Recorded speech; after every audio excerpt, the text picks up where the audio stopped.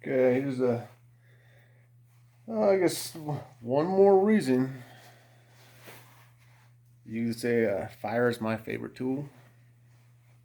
I've been doing this forever. I don't even know why I didn't do a video of this.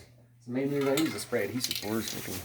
You can say when your fucking sander, fucking sander just don't stick to it anymore.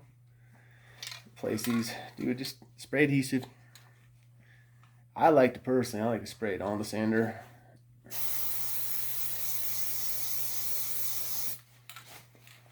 I mean, don't you do it right away. Do it. I mean, wait till it's not sticking anymore. Get your life you can out of it.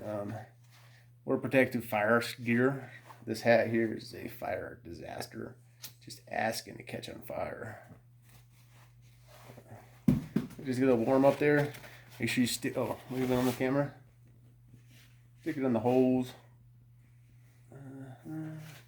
Usually a lot of fires. That glue gets set up a lot quicker. I think it sticks harder. You don't got all the no gummies or nothing. There. I think we're stuck. And you can reuse them too if you pull it off and it's not all fucked up. I reuse them like crazy.